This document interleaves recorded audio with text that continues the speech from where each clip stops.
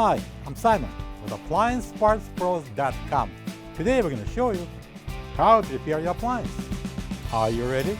Remember, anytime you work on your appliance, make sure it's unplugged or the circuit breakers are off so there's no chance of electrocution.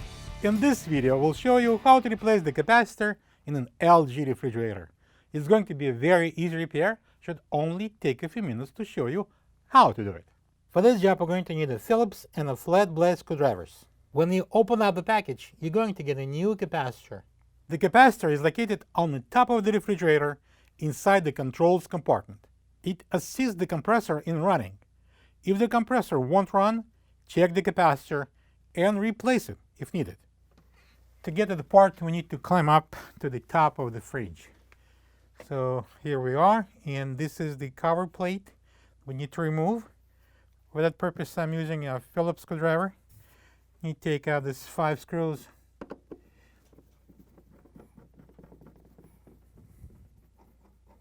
Now we're going to lift this cover panel,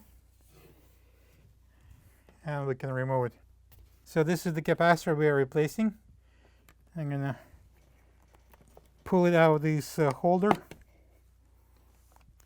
and I'm going to use the flat blade screwdriver. Going to remove this plug.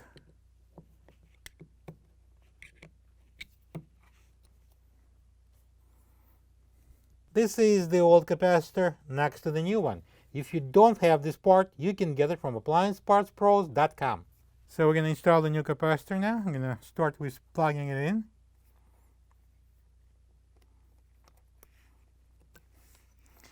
And we're going to place it under the holder here.